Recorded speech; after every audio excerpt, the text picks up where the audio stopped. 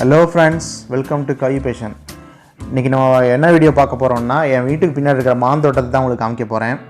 ஏற்கனவே நான் ஒரு வீடியோ போட்டுருந்தேன். இந்த என்னோட ஹோம் கார்டன் பார்ட் 3ல போட்டுருந்தேன். இப்போ பாத்தீங்கன்னா இந்த மாந்தோட்டத்தை மட்டும் தனியா எடுத்து போட போறேன்.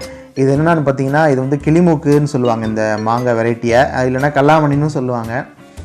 ரொம்ப டேஸ்டா இருக்கும். மீன் குழம்புல எல்லாம் கூட போடுவாங்கன்னு நான் ஏற்கனவே என்னோட ஹோம் கார்டன் வீடியோல சொல்லியிருந்தேன். இது வந்து பாத்தீங்கன்னா இந்த கல்லாமணி ஒரு மரம் இருக்கு. இன்னொன்று வந்து குண்டு மாங்கான்னு சொல்லுவாங்க, அது ஒரு மரம் இருக்குது. இது ஆக்சுவலாக ஒரு பெரிய மரமாக இருந்துச்சு. நான் சின்ன வயசில் வைப்பேன். நான் பிறக்கிறதுக்கு முன்னாடிலேருந்து இந்த மரம் இருக்குது. இது வந்து பார்த்திங்கன்னா தலையில் மோதுற அளவுக்கு இருக்குது. இதோட மாங்காய் கீழே அந்தளவுக்கு காய்ச்சி இருக்குது. தலையில் மோதும், எல்லாம் வந்து தலையில் மோதும். நம்ம நடந்து போனாவே கேஷுவலாக நடந்து போனாவே மேலே வந்து தலையில் மோதும். அந்தளவுக்கு நல்லா நிறைய காய்ச்சிருக்கும். இந்த வருஷம் அதே மாதிரி தான். பட் ஒரு சில வருஷங்கள் பார்த்திங்கன்னா துளிர் அடிச்சிடும். அதாவது அது வந்து புது லீவ்ஸ் வர வந்து ஒரு சில சீசனில் மட்டும் அப்படி வரும். பட் இந்த தடவை அப்படி இல்லை. இந்த தடவை காய் நல்லா காய்ச்சிருக்கு. பொதுவாக நாங்கள் இது வந்து ஆனி மாதம் அறுப்போம். ஆனி மாதம் மிட்டில் அறுப்போம். இதை பார்த்திங்கன்னா ஒரு 200 காய் அளவுக்காவது இருக்கும் இந்த தடவை.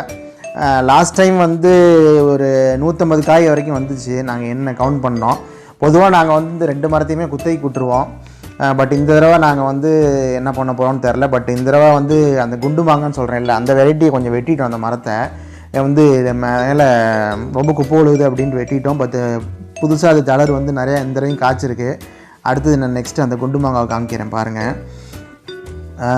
இது நான் ஏற்கனவே சொன்ன மாதிரி ஒரு 40 இயர்ஸ் ட்ரீ வந்து இது வந்து பார்த்திங்கன்னா இதோட மாங்காயெல்லாம் ஒன்று பெரிய சைஸாக இருக்கும். இது வந்து வருஷம் இது கிளியும் அணிலும் போட்டு ரொம்ப சாப்பிடுங்க.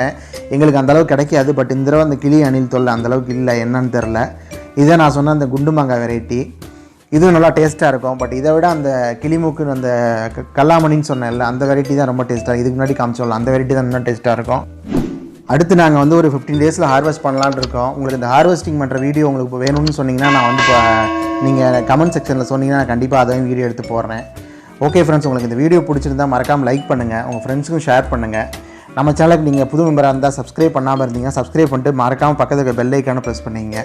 தேங்க்யூ ஃபார் வாட்சிங் ஃப்ரெண்ட்ஸ்.